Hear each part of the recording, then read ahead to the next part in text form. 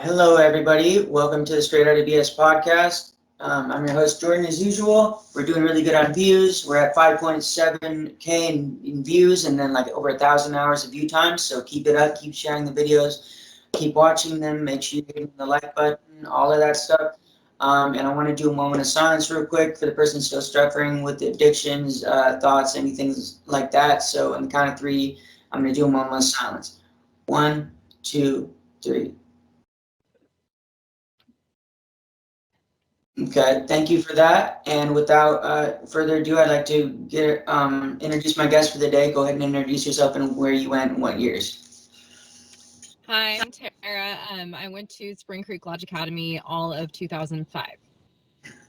Okay, and did you get transported or did your parents bring you up there? No, I was transported. Okay, like what do you remember about that? I still have dreams about being transported.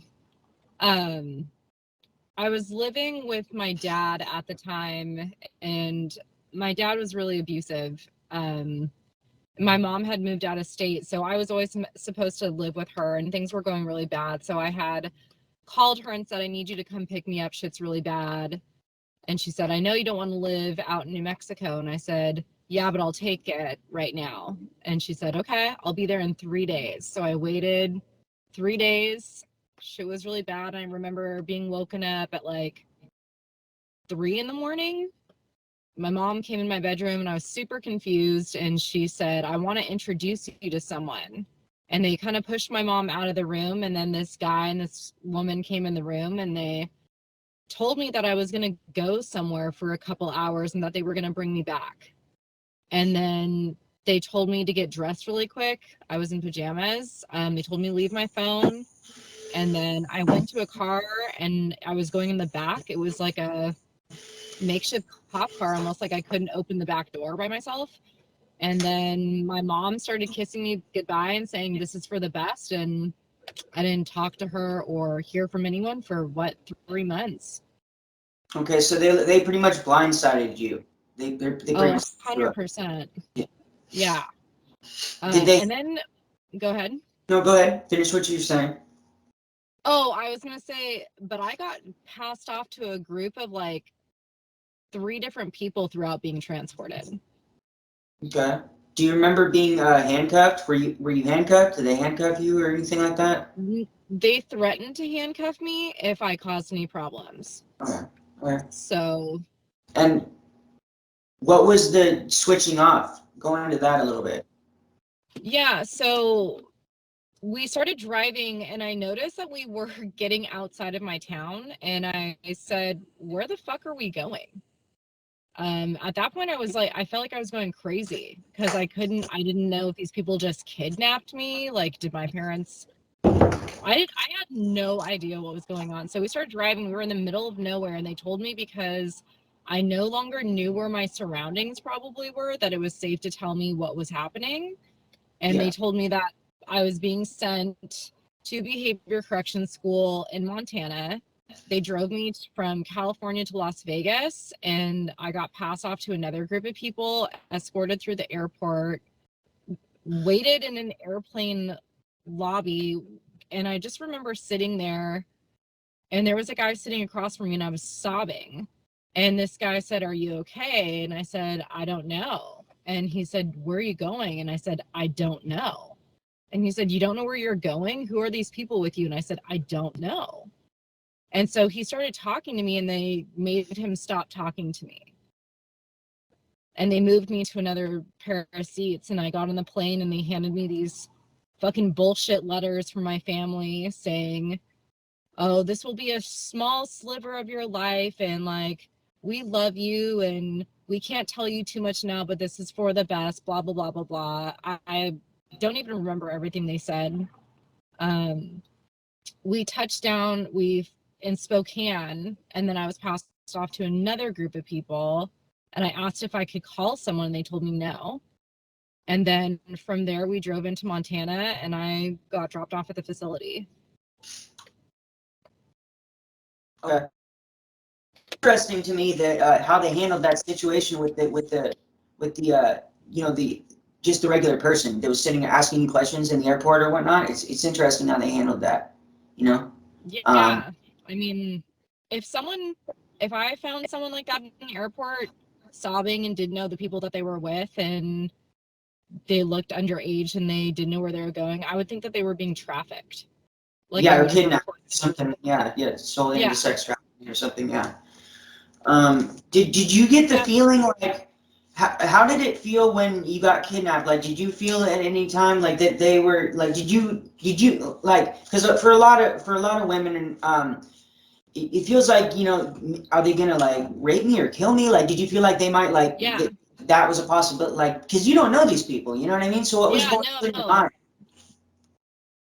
I felt like I was given to the wrong people. I had no idea what to expect, and no one would talk to me. Just that my parents knew what was happening. That was just Yeah. all that they would tell me is, your parents know, it will be explained to you soon.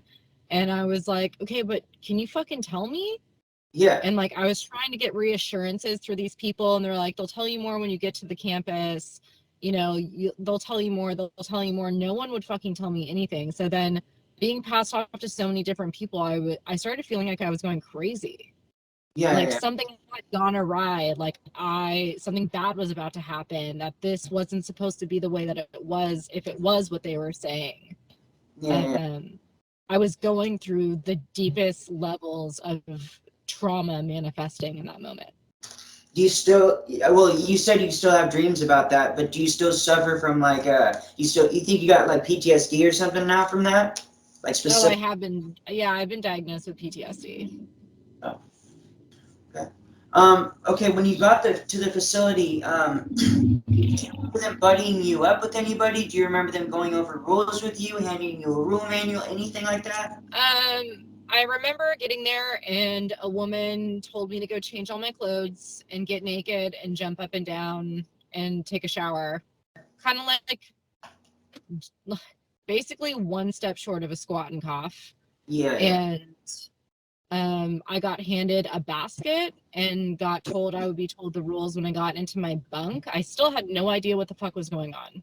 I Yeah. mean, your mind is just, you're in complete shock. I wondered if I was having like a bad dream. I walked into my bunk and it was just, I mean, you've been to Spring Creek. I mean, it's just a cabin full of bunks and just, it's pretty chaotic and dingy.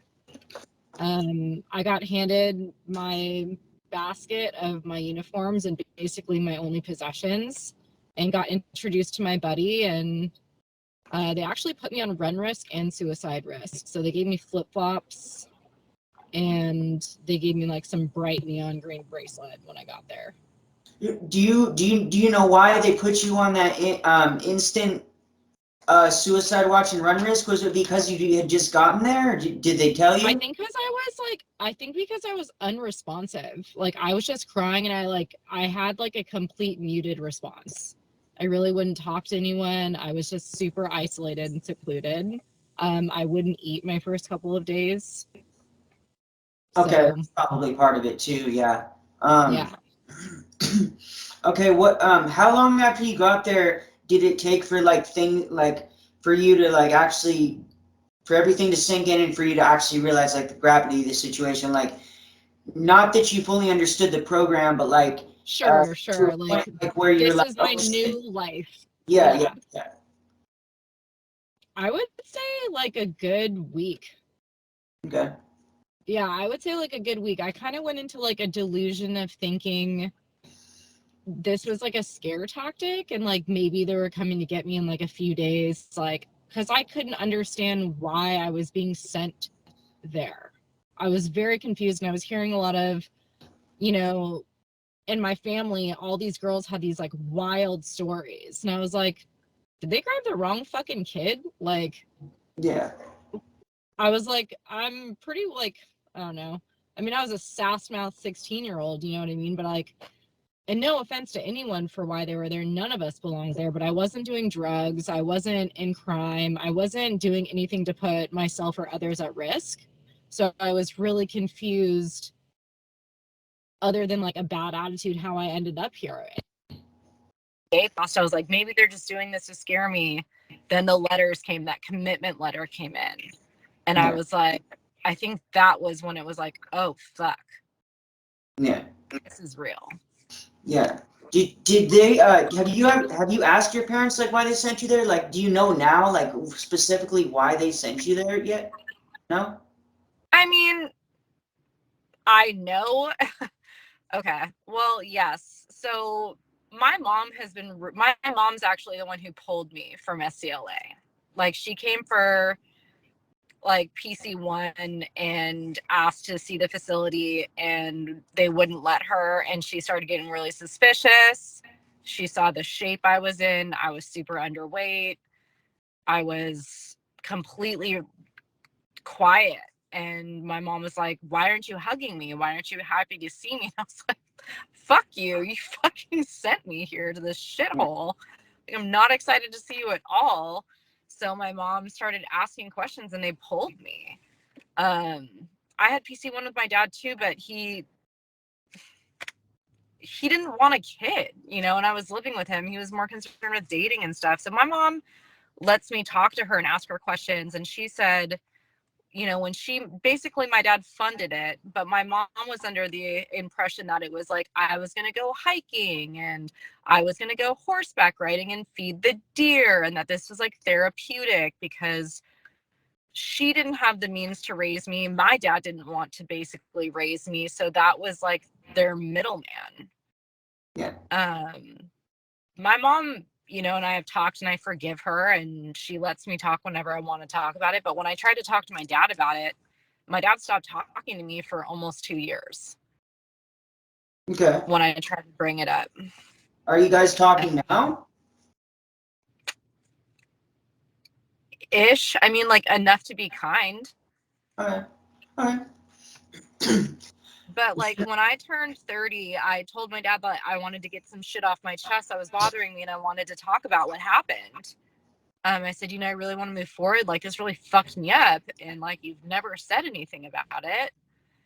And he basically used my confession letter that they make you write against me. He was like, didn't you have an abortion when you were like 15? And I was like, I was a child. Yeah. Where the fuck were you? I just want to know why you abandoned me and sent me to this place. And, you know, it's basically you know, as a woman, I shouldn't be asking a man why they did something. It's not my place as a child to question my parent, even though I'm now a fucking adult with a child, you know? Yeah, no, he refused to talk about me and told me that it was the most disrespectful thing. He regrets nothing. And if I couldn't accept that, he couldn't be in my life any longer.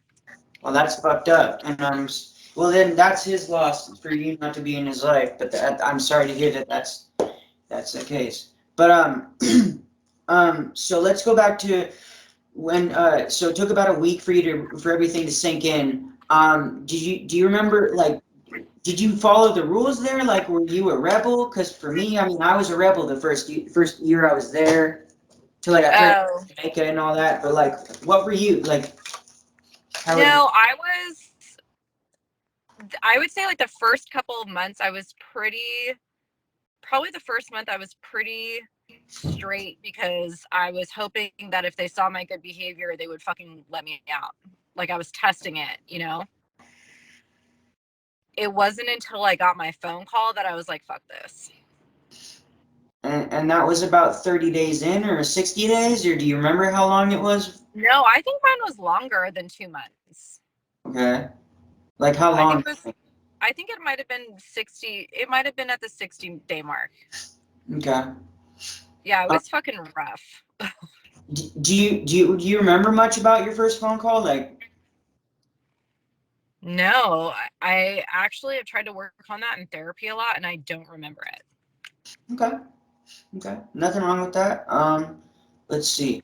How long after you got to the program did they push you into your first seminar? Fuck, I don't remember. God, I want to say like my third, I feel like it had been 3 months and I went to a seminar, and that is where it fucking broke me. Those seminars fucked me up. Which was it specific, was it all of them? Was it specifically more just than all of them. Okay. Yeah, all of them. I mean, I feel like you can't describe a seminar to someone unless they've been to one. Yeah, and even then, it's hard to even talk about it. Or like, like I remember trying to explain to my husband what it was like, and I felt like a crazy person explaining to him. They gave me a towel wrapped in duct tape, and I had to beat the floor with it. And he was like, "For what purpose?" I'm like, "I don't know, but if I didn't do it, I couldn't progress and I couldn't get out." yeah. It's It's like some fucking emotional terrorism that they inflict upon you to break you. It's mind control. It's just Yeah. They break you, and then they want to build you into their image of the kind of person they believe you should be, or whatever. It's fucked up. Are you there? What's up? Can you hear me? Yeah, I can hear you. Gosh, you sound really weird. It's like we just short-circuited and now I can't hear you. Super weird. Can you hear me now? Hold on 1 second. Okay, let's see if that worked. Okay.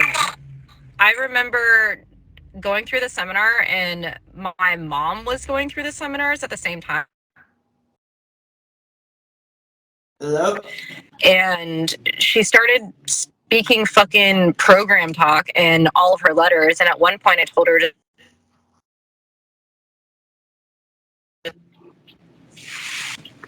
Hold on, it's like hella cutting out. We might have to make this into 2 parts.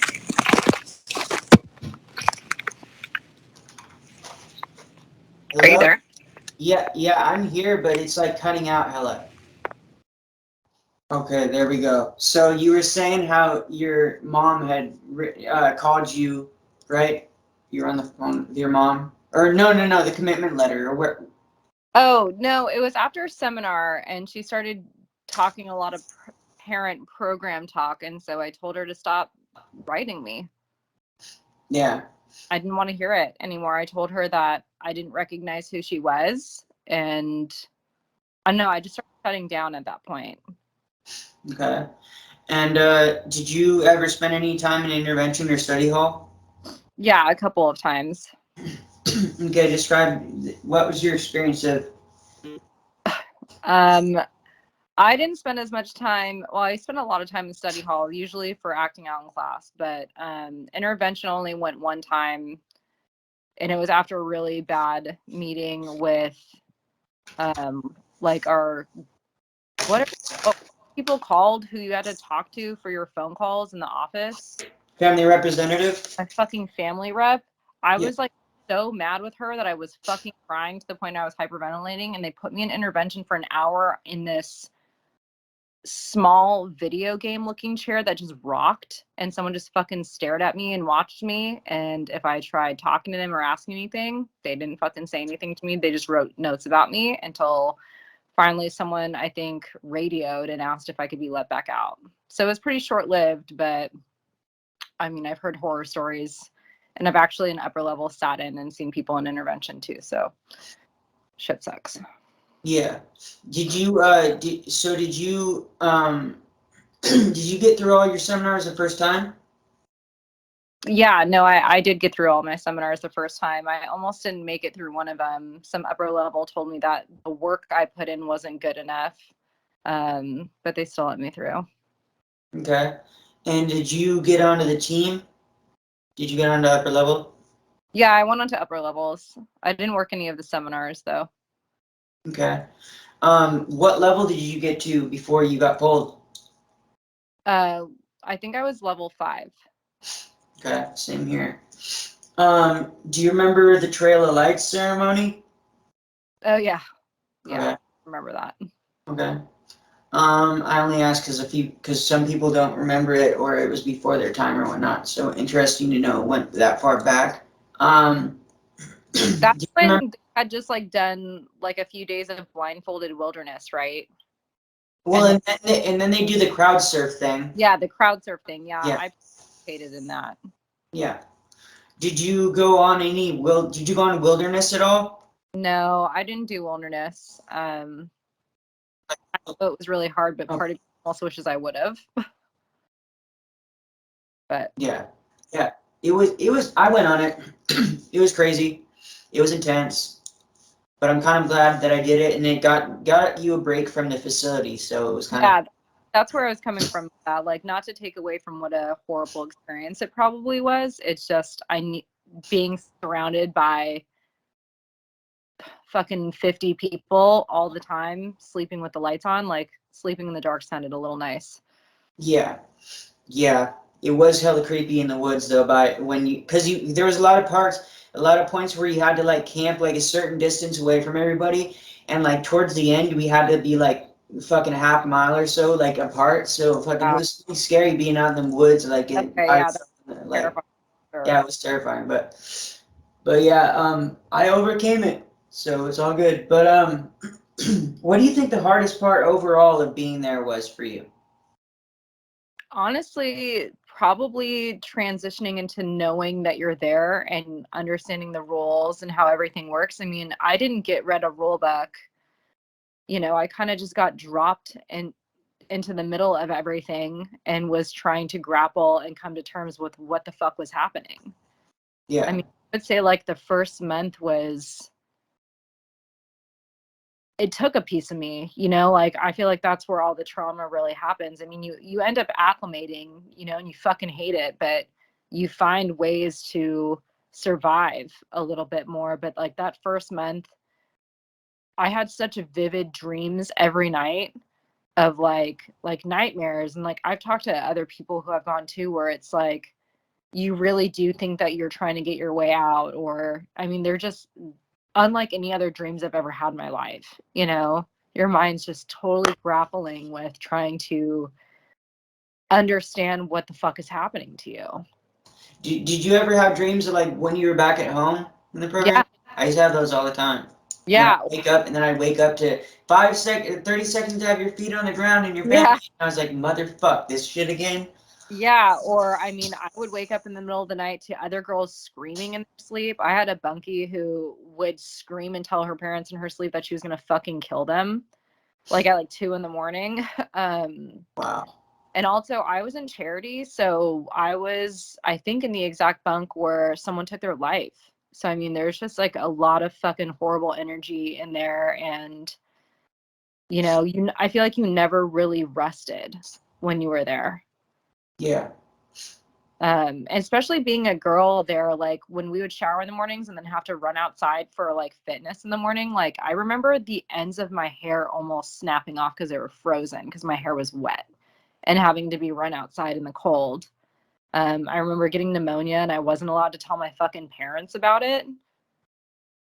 Like I had to hide so much. I don't know, but going back to your question, like I digress. It's the first month is absolutely the hardest because you have no idea what is going on, and even if someone's telling you, your mind can't accept it because you've never heard of something like that in your life. Yeah. Like no one talks about this shit. Yeah. No, I completely understand. um, let's see. I just had a question. Oh yeah. Sorry, I'm pulling a blank here. Oh no, you're fine. So what was the thing that got you like? What helped you get through your time there the most? Like for me, it was relationships and just like the people that I met there. I would agree with that. I mean, I made one of the best friends of my life in charity. Her name was Sarah. I still haven't been able to find her. I've been looking for her for years. I would definitely say relationships. I had a really good therapist there. Like going to therapy was a nice way to like have some alone time and like to talk about shit. But I was always super suspicious, that like if I said or did something that I was going to go back because, they would tell you like, oh, no one can make you break the rules even if they give you permission. Like I constantly felt like I was being set up. Mr. Mike in anger management, he really helped me a lot too. Like going to a lot of the groups where you were taken away from your surroundings really helped.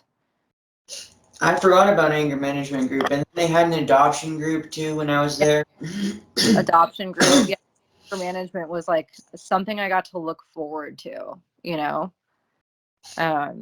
Getting on upper levels and being able to look out the windows finally, and like being able to kind of go out on the grounds by yourself. I mean, those are saving graces for sure. Yeah. Lower levels is fucking hell.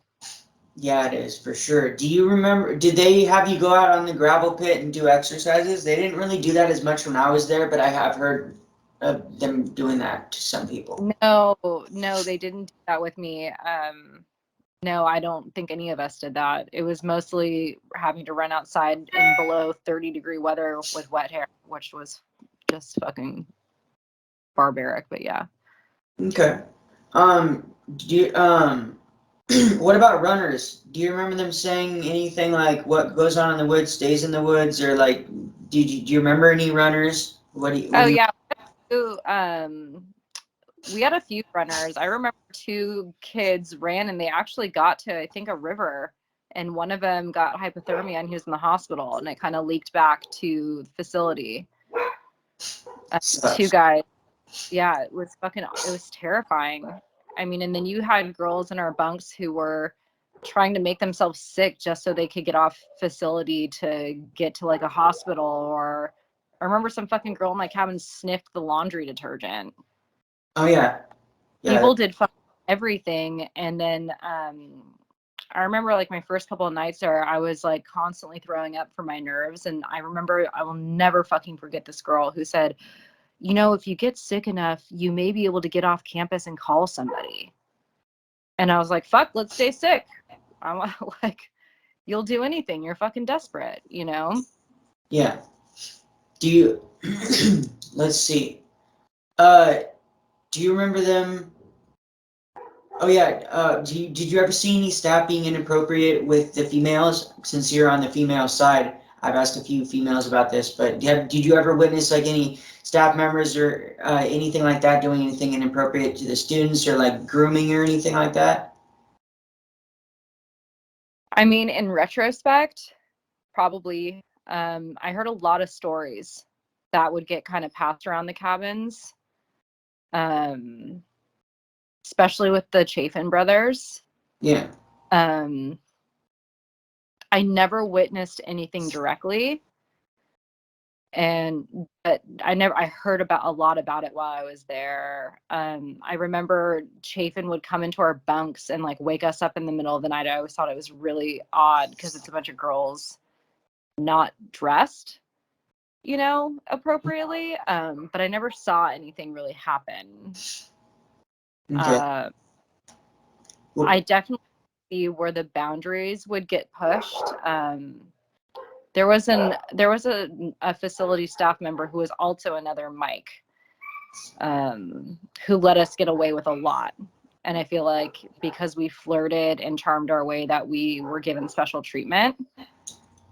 So I can only imagine how that could go further with someone else. Yeah. I thought it was okay that an underage girl was spending time one-on-one with anyone, even if they were staff, you know, that was the opposite sex. Yeah. That's definitely weird. It's definitely weird if nothing else.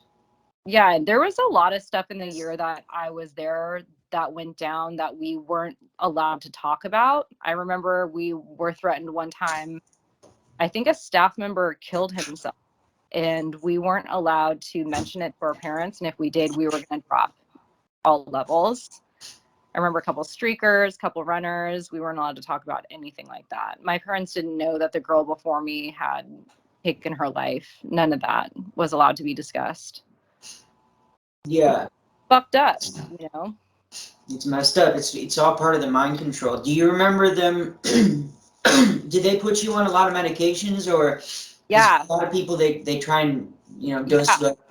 Yes, absolutely. And my mom got really fucking pissed off about that. That was one of the reasons she pulled me. I came in with a piercing too on the back of my neck, and they couldn't get it out. And they took me to some fucking weird doc and had him like hold it. It was like a girl who's like holding me down on my stomach, and he like cut it out. My mom didn't know they were going to do that. They put me on antidepressants that they didn't clear with my family. I got switched on a bunch of different meds that no one knew, and I thought my parents knew, like, had okayed it. Yeah. You know, and once my mom found out all the medications that I was taking, she was like, "What the fuck? I didn't tell anyone that they could give that to my daughter." Yeah, that's fucked up. It's good that your mom is in your corner on that. That's good. I mean, yeah, I would hope so. I mean, Yeah.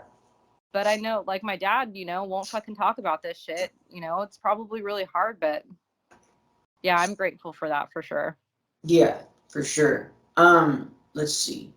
If you could go back in a time machine and not go through this program, would you? It's really hard. I really have grappled with that question over the years because I feel like that had to happen to get me to where I am now and kind of who the person I am now.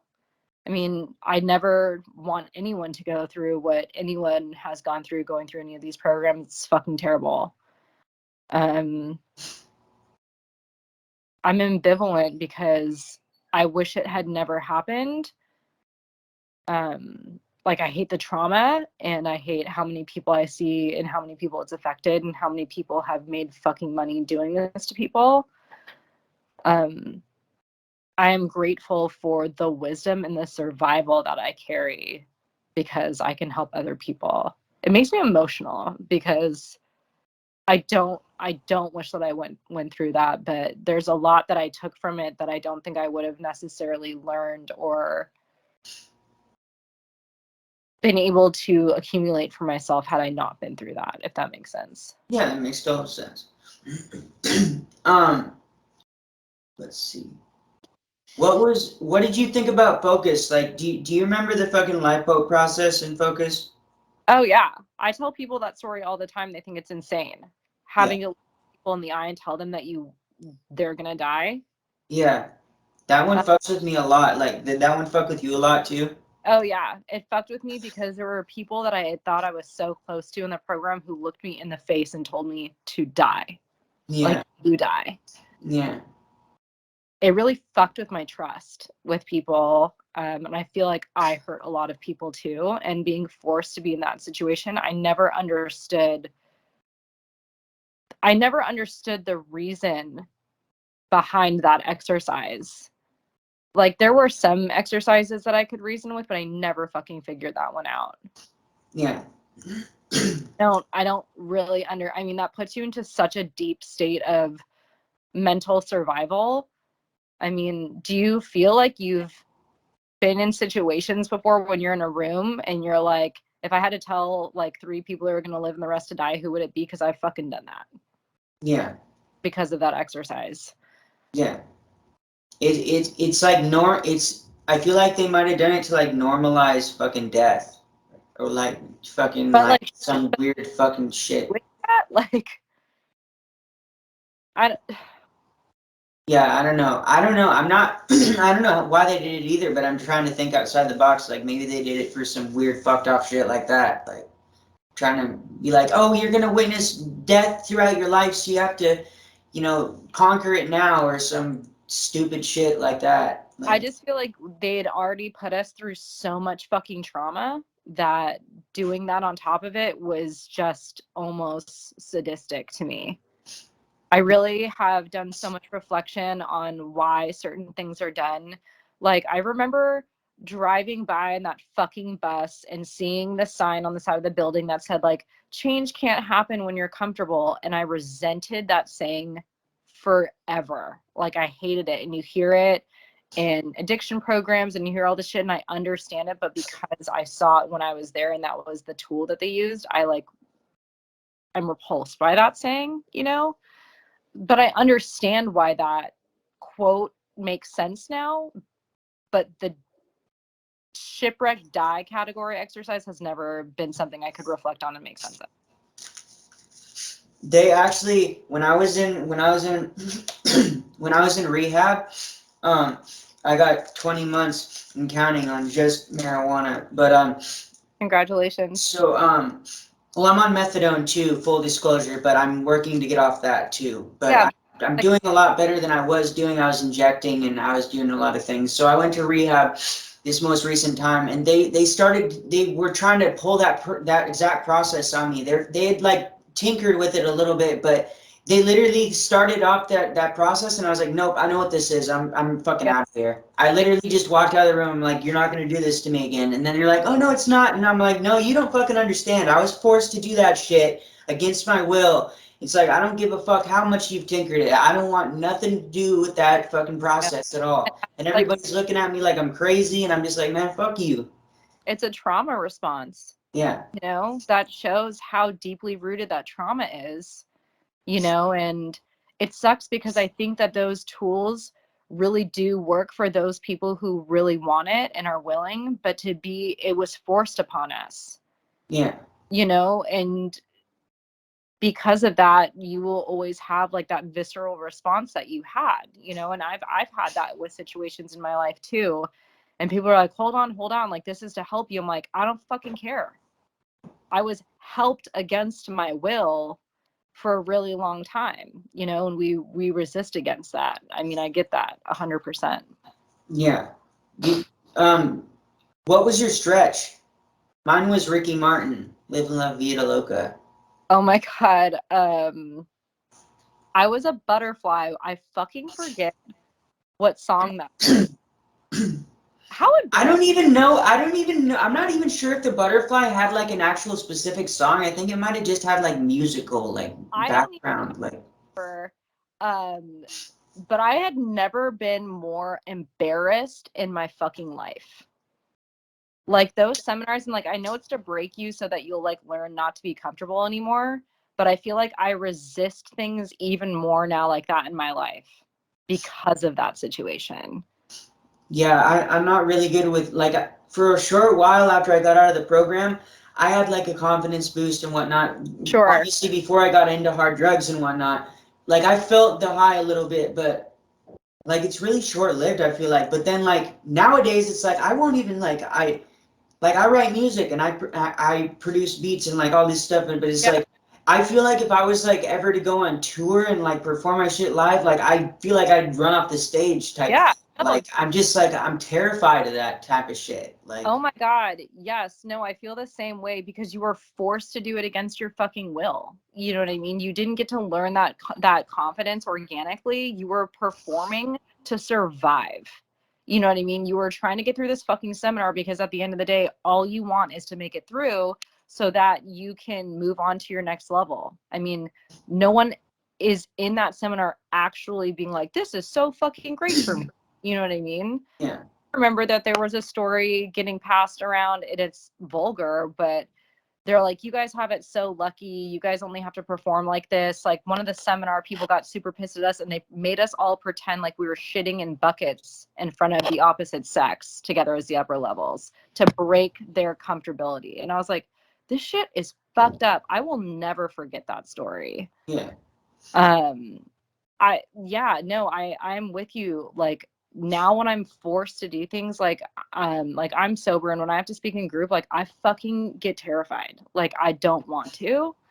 Yeah. Like against my program so much because of shit like this, you know? So I again really stand by the fact that it's like that forced help, you know. Also like the feedback is neutral type thing. I mean, I kind of like have internalized that. But also I don't like when people give me feedback either. Something about me, I don't like that shit. I don't like that shit. I feel like because some people are genuinely, yeah, I'm sure some people genuinely mean it like, you know, neutral and stuff. But there are people in the real world that they don't mean it fucking neutral. No, they They actually want to hurt you. Yeah. So like. No, I agree. I've found in my life that if I feel like I need or want to give someone feedback, I will ask them first, like, are you open to any feedback? Because people need to be able to set a boundary for themselves. Because I feel like all of us who went through the program had our boundaries completely stripped away from us and we weren't allowed to set them And I know for me personally, like I now struggle a lot with setting boundaries with people because I was taught for such a long time that I wasn't allowed to have any, because I was like this fucked up human who deserved everything that was happening to me. And so you start to internalize that and start to fucking believe it because your parents believe it. The people there, they're treating you that way. So like now setting boundaries that we're adults and living our life is super hard. Like I'm overly suspicious. I'm overly cautious. All of that shit. And like with feedback, when someone gives me feedback that I didn't fucking ask for, I get probably more upset than the average person probably understands why. And it's probably because of that. Yeah. But then how do you stop and say, you don't understand, I went through this experience that literally no one talks about? Yeah. It's like we're fucked up misfits club together, you know? Yeah. Yeah. I mean, I don't know about you, but like I had to fly home after I got pulled from the program. And halfway through the flight, I lost my shit on my flight and started accusing my parents, thinking they were sending me to Jamaica. Really? Yeah. What set that off? Was it just out of nowhere, or did somebody say something? I was sitting, I don't know. I was sitting there and I was flying to New Mexico and I never knew. I felt like it was taking a really long time. My anxiety was super high. And then I remember being like, I never saw the tickets. I actually don't know where we're going. And I remember telling my mom to show me her fucking tickets because I didn't believe her. Like she had to calm me down for like 20 minutes until I would believe her, you know? And then adjusting back into real life after that, like I was so afraid I was going to get sent back. I don't know if you went through that, but I was so afraid. I think part of me kind of like distanced myself, and maybe that was also part of why I jumped into hard drugs and kind of just ran away from home right after I got back. Yeah. So I just wanted to escape everything, but maybe I was internally like scared they were going to send me back also. How old were you when you went home? It was right before I turned 18. Got it. And my parents came up and said, we're going to get divorced. So you have to deal with that when you get home too. So I graduated, came home. Graduated the program. Yeah, I was the last person, one of the last people to graduate before it got shut down. Holy fuck. Yeah. So my Trail of Lights was hella different than everybody else's. I still got crowd surfed and all that. That experience was fucking crazy. Except for I mean, I kind of enjoyed Trail of Lights more than like any of the other seminars. In like I enjoyed parts of it, but there was a part where they had our parents write a letter as if we died. Like What the fuck? it's like an obituary letter. Like they write you a letter as if like you died, like saying like, oh, you know, you were so good and like you were doing so good, and I wish you could have just made it. And it's fucked up that you're no longer here. So that part was fucked up. I don't know. But I liked the crowd surfing a lot. And I had a lot of people come up to me and, you know, whisper in my ear that I helped them out through the program. I had a whole bunch of people come up and whisper stuff in my ear. So that felt good. But when I got home, you know, I just instantly, I felt like my entire fucking teenage years had been taken away, and I fucking was pissed, and I was just like, man, fuck this. I want to live my life, and I want to like do this shit that I probably never would have experimented with or even known about if I hadn't gone to the program. Now I want to try that shit out because I feel like you've taken away my entire teenage years and all that. So I got right into drugs. I was a way worse person coming out than I was going in. Yeah, I feel like hope for me before I went in. Like maybe some sit downs with like, you know, some different types of interventions that could have been done. And then when I came out, I knew how to lie. I knew how to fucking manipulate. You know, I knew how to cover my tracks, and I learned that in the program. And I was hella suspicious of everyone and everything.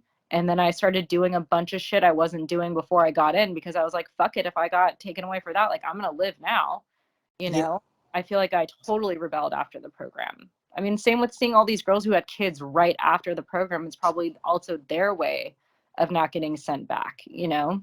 Well, and also probably stability too. Yeah. if you have a kid and then you get married, you know, you have somewhat of like stability in your life, and like they can't rip that away from you if you're a good parent. So That's you know what I mean? that's So I feel like that. I was gonna say something on boundaries. I mean, I find it even hard to make boundaries with people still because I struggle making friends. So like my thing is like I'm afraid to like set boundaries with a lot of people because I don't want to be alone. I don't want to like because for me for like a lot of people boundaries like certain boundaries like especially like I have certain boundaries that a lot of people like the average person might be like, whoa, you know, like that's kind of weird. Like, why does he have that kind of boundary? You know what I mean? So if I feel like the boundaries I have a lot of the time push people away. Yeah. So it No, makes it really difficult. I get But that. Actually, I have weird boundaries. Like I have little weird things that set me off too that probably wouldn't set a lot of people off. And I feel like, you know, if we had a group discussion of people who are in the program, we'd find out how similarly those are all tied.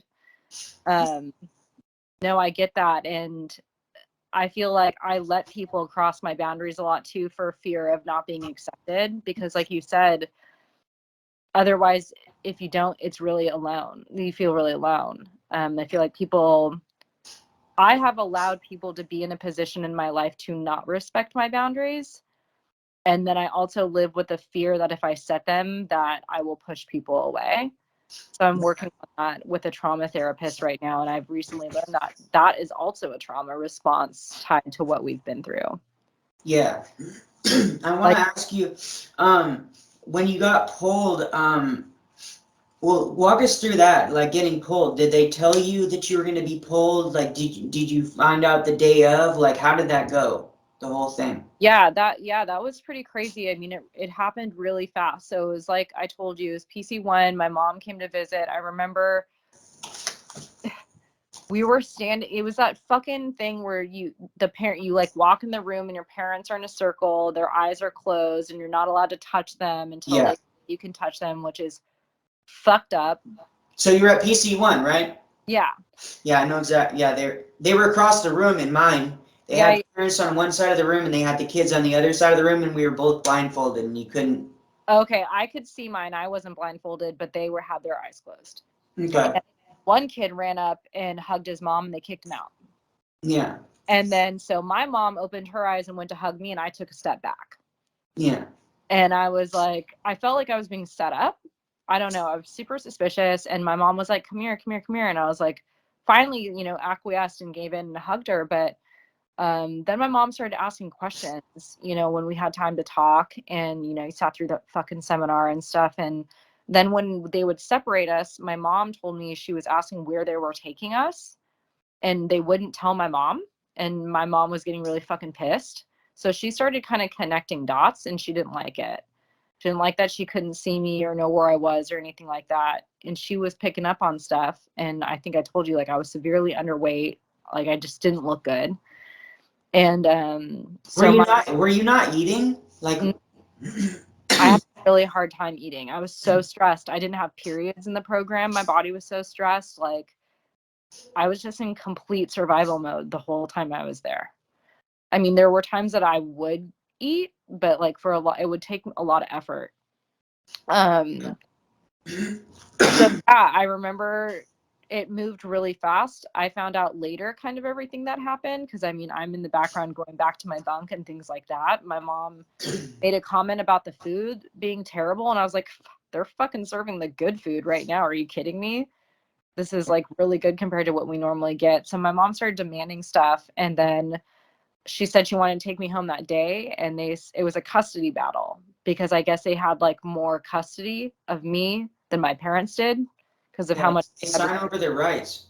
yeah, so they had signed me over, so they had to contact an attorney, and it took a couple days for them to get me out. And I remember being excited but thinking it wasn't going to happen. Like, I kind of felt like I was going to be stuck there forever. So like I actually got super depressed because I was like, I don't want to get my hopes up, you know. And then finally when it happened, they took me, I think, to Missoula and to get like some clothes and to like eat and shit. And my mom was like, here, order an iced tea. And in my head, I was like, that's a cat 5. That's cat 5. Like, iced tea, like, what if they send me back? Like, then I'm gonna drop everything. Like, I was in this fucking spiral of like feeling like I'm being set up. They took me into a store. I think they took me into like a Buckle, which was like a huge store back then, and a guy approached me and asked me if I needed help with anything, and I ran out of the store. And I told my mom, I was like, I didn't talk to him. Like, you need to know, like, I didn't say anything back to him. He just talked to me. She was like, what the fuck? And I was like, I'm not allowed to talk to them, to guys, to boys. I was like, that's a Cat 5. Like, she's like, we're taking you out of the program. I was like, no. Like, I did not fucking trust them. Yeah. And I felt like it was a fucking test. I felt like I was being tested to see if I had really learned to be disciplined, if I really was going to pay attention to the rules. Like, I felt like they were just seeing how high my willpower was. And it stayed like that for weeks after I got home to really find out that I was home and not going back. And I remember seeing my dad and saying, looking for that reassurance from him and saying, you're not going to send me back, right? And he goes, I don't know. We'll see. We'll see how good you are. Like, living in this constant fucking fear. Yeah. And it's, in retrospect, fucking abusive, you know? Yeah. Yeah. Okay, after you got out, you said that you're sober now. So did you get into drugs or something? I just started drinking really heavily. I didn't do drugs, but I mean, I drank a lot to escape. I mean, and that was like a behavior that, you know, was a little at first. And then as I got older, like trying to suppress memories, trying to numb. I remember talking to a therapist about what are the reasons that you would drink? And, you know, you list them off and they're like, sounds like a pretty good reason to drink to me, you know? But yeah, I think that I haven't found many people who have escaped these programs who haven't had some form of addiction in one way or another. Yeah. But you're sober now? It's the best. I'm a better person sober. Yeah. I think we all are. Yeah, I mean, yes, I would agree with you. But yeah, so no, I'm good. But I definitely think that a lot of it is, you know, my disease, but also it's very trauma, trying to numb the trauma, trying to, because like to this day, I still have dreams that I'm in a different scenario. I'm getting sent back to Montana as an adult, and I'm trying to convince people that I'm too old to be there, that I have rights. I'm trying to use my phone. My phone isn't working. I'm trying to find someone to come pick me up. I mean, like, you name it. Like, I have these dreams multiple times a month. So I can definitely relate. What do you think after being out of the program and like reflecting on it now, what do you think, like, how has the program affected you in negative and or positive ways? Like for me, I'm always waiting for the other shoe to drop. I know that you can relate to that a lot. Yeah. And just trust issues with people. Like, what do you think the biggest things and the biggest struggles for you are, like, since the program? fear of abandonment, definitely trust issues. I developed like a weird type of agoraphobia. Like if I started driving like way too far from home, it makes me super fucking anxious, even though I know something bad isn't going to happen. Like if you're like, can you go on like road trips? I hate them. You hate them? Yeah. Like my husband tries to drive us out to Yosemite all the time, and I'm like, unless I can fly, I'm not doing it. And it's not that I think I'm going to go anywhere or anything. I think it's just from being in a car, being transported, you know, through multiple states and stuff. It just fucked up how I viewed traveling now. I can't sleep like unless I'm like in full set gamut, because I was taken and transported in a super vulnerable state. Like I'm afraid something bad will happen. I definitely have a lot of male trust issues, and I think being around the opposite sex in the program and being made to think it was so bad to make eye contact or touch or talk, it taught me to make it feel wrong for a really long time, if that makes sense. Yeah, that makes sense. Yeah, I mean, I think it's all, I mean, it splinters off into so many different ways. I probably haven't even realized how much that trauma probably affects me. For sure. So you have good. Sure as fuck don't trust people when I ask them for help. That's a thing. I feel like I cannot ask people for help because the last big time I asked someone to help me, I got transported. Yeah, I don't really. I have a big problem asking people for help too. I think mine is more so just like I don't like admitting to myself that I can't do it by myself. So I'm so like I'm codependent, but at the same time I want to be like I'm a codependent that wants to be fully self-reliant. No, I understand that. That actually makes a lot of sense. That makes a lot of sense. Yeah, I'm afraid of the consequences of asking for help. Yeah. I think that it put me into such a vulnerable state, and being vulnerable put me into that position. So being vulnerable is now very hard. Also rejection, like even rejection for jobs, like I take it like super like not exactly personally, but like it just affects me a lot. Like, No, I get that. and like rejection from women, like I have a hard time talking to women even like, and I've wondered now, like, is that because I spent so long being told like I can't look at women, it's bad to look at women, it's bad to think about women in this way, like consequence if you do it. You're gonna lose everything that you worked for. You know, I remember it's so in our nature to be polite and interact with each other. And the first day that I was in the program, a guy handed me my food and I said, thank you, just out of habit, you know, like that's what we do. And I remember like everyone staring at me and me being like, what? And they're like, you just said thank you to him. And I didn't even realize I had done it. And there was a bunch of debate over if they were going to drop me.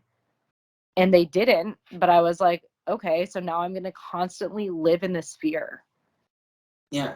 You know, and I think that that really has a ripple effect into our day-to-day lives now as adults dealing with the opposite sex. I think it has caused really deep-rooted issues, whether it's needing more acceptance from the opposite sex to make up for it or having a total fear. Yeah, for sure. Well, is there, let's see. Did you ever feel like you couldn't talk about it for a long time? Like your whole experience? It took me years to talk about it. Well, to actually talk about it, yeah, it took me a really long time. And I was very selective with who I even tried to tell about it. I mean, because, like, really, like, you can't, like, ever, I feel like you can't ever, like, fully tell somebody about it unless they were there. Like, there's so much shit. Like, that's one of the reasons I have this podcast is, like, you know, like, every single person's story that comes on here, like, I learn something new. I hear something new, like, you know, so like that's why it's important to get everybody's experiences, because that's the only way we're going to educate people. No, it's just you can't just explain this to somebody that the lay person that doesn't understand it. Explain to someone what a points and levels program is. Yeah, it's nuts. They're like, well, just tell me. Like, I've got it. Like, just tell me really quick. I'm like, it is not really quick. It is a whole explanation. I know, and then one tangent goes to another tangent, goes to another tangent, and it's like you can't even stay on point. Yeah, and like not even just that, but like you have to build up the whole model of what it was like first before you can even talk about what you went through. Like I have secret friendships there that like I used to like give like a sign language heart to another girl in another family, and like if we were to get caught, we would have been fucked. We would have dropped everything, but you needed that to survive. Like you needed those little connections, you know? And trying to explain to people like you weren't allowed to look out the windows, you weren't allowed to know about the news, like people can't fathom shit like that because it comes so naturally to us. And I do think that it's instilled a great amount of gratitude and gratefulness in me for the little things, but like I'm also still struggling with how bitter I am, and I didn't even have a bad program compared to some people. You know, you hear like I feel like I had a really good program, all things considering, and that's still a really shitty thing to say. Like you shouldn't ever think like, oh, I had it pretty easy. Like the whole situation is really fucked up. Yeah. You know, a lot of people didn't get pulled like I did. A lot of people didn't make it through their seminars like I did. Like, I feel very grateful, but like as a whole, you shouldn't have to be grateful for shit like that, because what you went through is so fucked up. Yeah. You know, I had a friend, fuck, I know that I'm just like rambling, but when I first got there, I recognized a girl from my hometown and she was on upper level. So we were on Cat 5 separation until I made it to upper levels, you know, and I would see her family and her sister, who I was friends with, come onto the facility, and it would kill me. Like, it would fucking break me, you know, like I don't think we've all gotten down to the root of how much this has affected people. Definitely not. And I feel like whenever I tell a lot of people too, even like this cough thing, I don't know what it is. I think it also might be part of like when I did drugs, I think I might have like a permanent tick or something. But whenever I get nervous, I cough like that and I clear my throat. It's a tick. It's a tick, and it fucking, Tick. yeah, it's that, and I do the sniffling thing, and people are like, are you on coke? And it's like, nah, bro, I'm not. But it's just, I was gonna say that there's a lot of people that I tell about this too, that just go like, oh, I just would have ran, and you just should have done this, and I would have done this. Like, no, like, okay, place you there. That now, like, you say that now, like, you go now. Through it, bro. Like, you try and do it better. Like, you're in the middle of fucking nowhere. And not only that, half the town is funded from schools like this. You don't think that someone off the street isn't going to fucking turn you in? Like, there's no fucking way. People can, I know, I've run into those people too. Like, it really couldn't have been that bad, right? You're like, please do not diminish my experience of trauma. Like, are you kidding me right now? Yeah, when you didn't even go through it. Yeah. I can't, there's a reason we can't talk about it. There's a reason we can't stop dreaming about it. There's a reason a lot of us are struggling with addictions, that we can't connect with other people. You know, we all go through this program and we're just projected back into everybody else's normal life. You know, we're like meant to thrive going through all this around people, and no one else has had to go through what we have to. So we stick out just as bad, just in a different fucking way. And it sucks. Like, no one prepares you when you leave the program, whether you're pulled or graduate, on how to be a fucking normal person after going through that again. Yeah.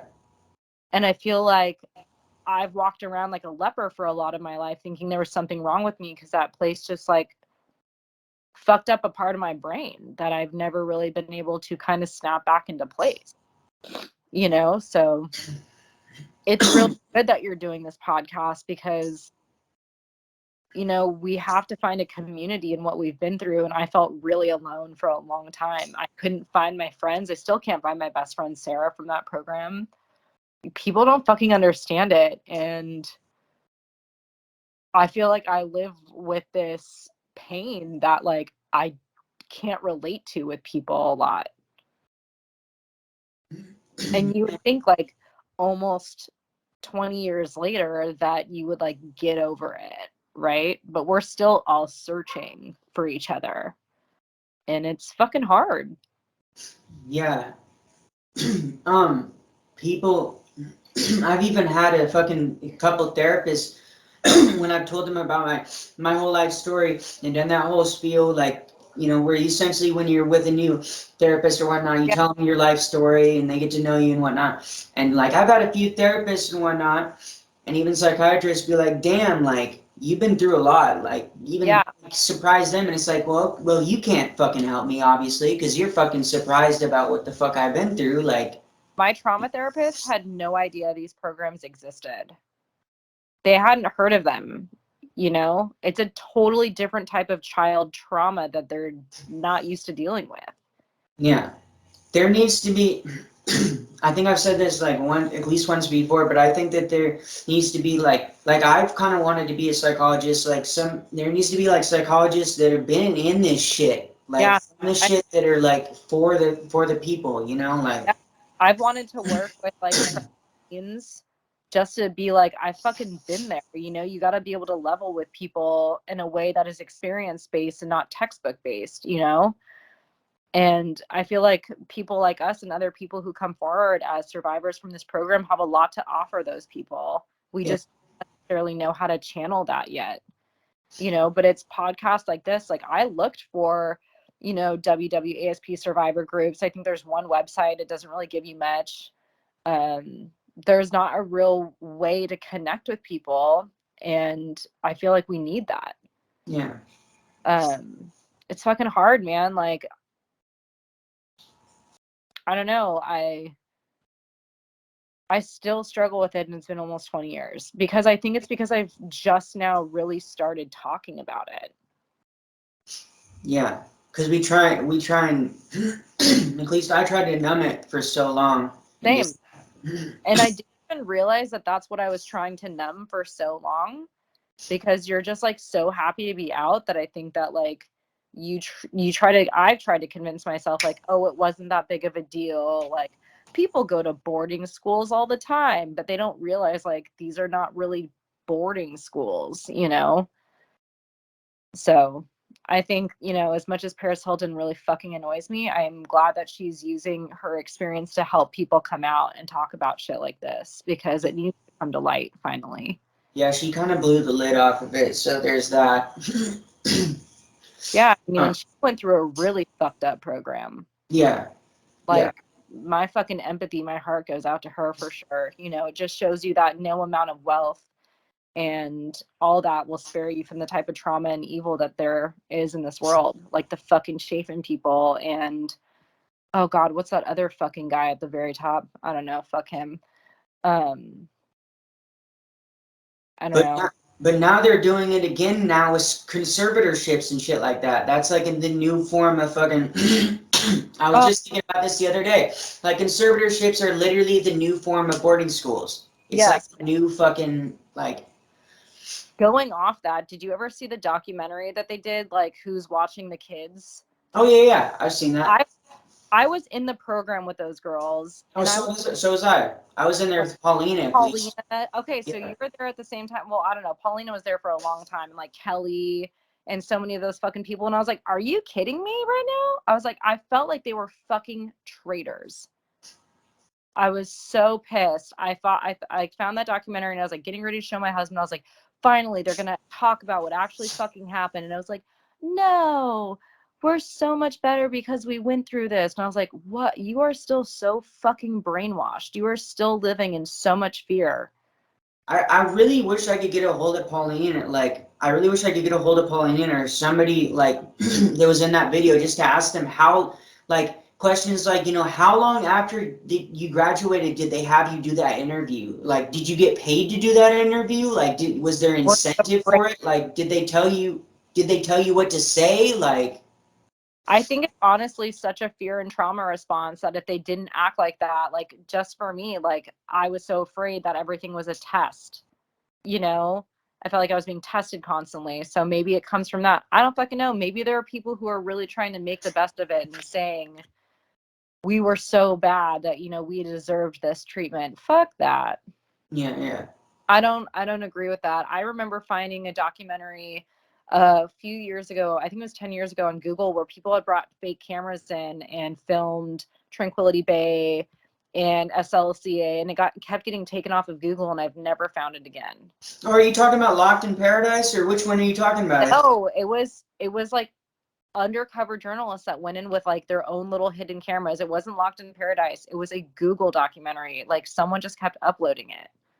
And I've never found it again. Like where it actually showed shit that was happening. It showed the inside of the bunks. It showed everything. Damn. I know. We need that shit. I mean, I wish people who had that would come forward and fucking put it out there.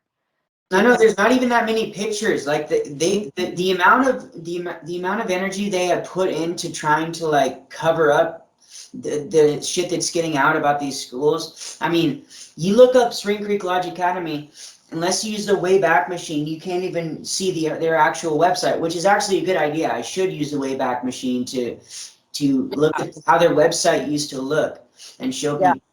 But like even on the website, they still say, oh, you'll be hiking, like they try and like, you know, butter it up and all that.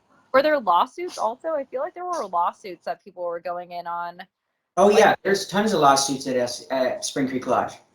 There's I tons. remember reading about some kid who like he got knocked in the face so hard he couldn't even fucking put a toothbrush in his mouth, you know, like it's people don't understand how much abuse happened. Like, I mean, it didn't happen to me personally, but like I saw girls who had been in intervention for like overnight, weren't being fed. I mean, it's insane. Yeah, they kept me in intervention one time for 3 days, and when I came out, like, because they isolate you from everything, you can't even get sunlight in there. I literally collapsed. I couldn't stand. I couldn't fucking walk. Like, my body, like, fucking shut down, and I collapsed to the ground when they let me out. I was in there 3 days. But I heard people that were in there, you know, like, a week or some shit, like, because when I was in the program the first year, like I was fucking around so much, so the only people I really saw on a day-to-day basis were the biggest fuck ups on the facility. Yeah. So I like got to talk to people that were, you know, in intervention like every day type thing. And it's just like, you know, you can see how it like destroys their mind over time. Oh, it's like being put in isolation. I mean, what really fucked me up was my friend that was on upper levels. She was at Casa by the Sea. And when they shut down, everyone was like, finally, we're fucking free, only to be fucking flooded into places like SCLA and everywhere else. Yeah. I mean, look at the fucking trauma that puts through you. Like, I mean, I was only transported once. These people thought they were going to get out and then went through hell again. Like, I can't even imagine. Yeah, that would be horrible. Lost touch with that person a long time ago. They went off the deep end and it fucking broke my heart, you know, but it makes sense.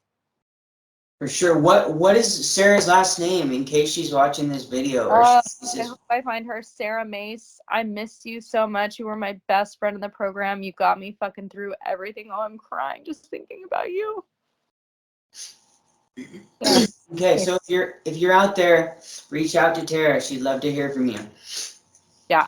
Anyway, talk about this shit for hours, but I know everyone's got a story. I hope I don't catch too much flack from people because mine wasn't like some horror story, but you know, it's us in different ways. So no, you'll be good. I just wanted to ask you, so is it your opinion, knowing what you know now, that these places could or even should or even could be regulated, or is it your belief that they should all just be shut down?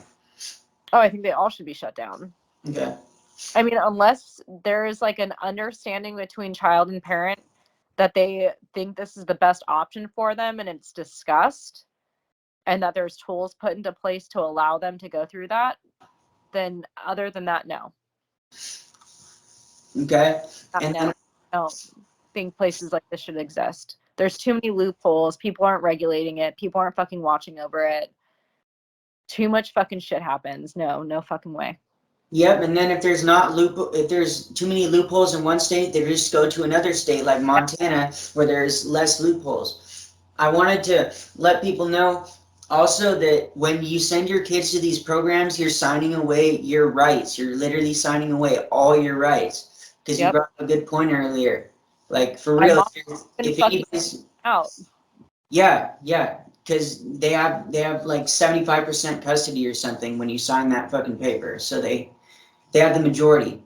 And that's the one part of me that I've never been able to get over is whether you thought that it was going to be hiking or feeding the fucking deer or whatever, you signed me over. You signed me over and paid people to take me. You sold me. Yeah. Like, I will never not remember that. Yeah, for sure. For sure. I've never felt more disposable in my life. Like, I had a value, and that value was how much they charged my parents a year, and that was it. That's how much I was worth. Yeah, essentially, like, you know, people will say, oh, no, don't think about it like that. But it's like, no, it's like that. That's how it is. What fucking happened? You said, oh, you'll take my child away from me, and all I have to do is pay you to do it, and I don't get to see what they're doing or talk to them or anything. Sounds good. I'll do it. Yeah. Fuck that. Yeah. If it even tried to do that to me with my son, I mean, I don't even want to incriminate myself. I mean, bad things would happen, you know, like. Yeah. For sure. Okay, well, is there anything else you want people to know about your experience, or anything that you might tell a parent that's thinking about sending their kid to a program like this? no, I would encourage parents to listen to these interviews. See how much this has affected all of us into adulthood. This is trauma that can't be erased. I mean, it's more than just dealing with the troubled teen for a year or 2 years. It's lasting effects. And there's so many people who aren't equipped to help people like us after. I mean, I don't really know what to say. I mean, I have a lot of anger I'm still working through. I just hope that parents would look at all their options and remember that their children, whether they're fucking assholes or not, are still children. We're not adults. We need to be raised. We need to be worked with. We're not all the same. There's options. And it may seem hard, but your children need to be worth it to you. Sure. I know a lot of us are still fighting to think that we're worth anything to this day. So. Yeah, for sure. And I just wanted to ask you, so are you open to doing a part 2 sometime in the future? Oh yeah, I would love to. Yeah, so if you like, just take notes on like stuff that you maybe remember or whatnot. Because usually what happens, I've found, is that once I do the first interview with people, the next few days, like their mind starts flooding and they start remembering a bunch of shit. So, yeah, or just if for nothing else, just to check up on you. So. Yeah, no, I would love that. I would love that. And I just want people to know that if they want to talk and have someone to talk to just share experiences with, and to have someone to connect with, you know, like we said, a lot of people don't understand unless they've been through it. Like, I'm here. I would love to hear from some of you and just be able to reach out and have that community. So. Okay, and I'll also send you the link. Are you part of the podcast group yet, or the Discord or any of that? No, send me the link. I'll for sure sign up. Okay, sounds good. I'll send you the links, and you have a wonderful night. Thank you so much for coming on the show. Take care. All right, bye.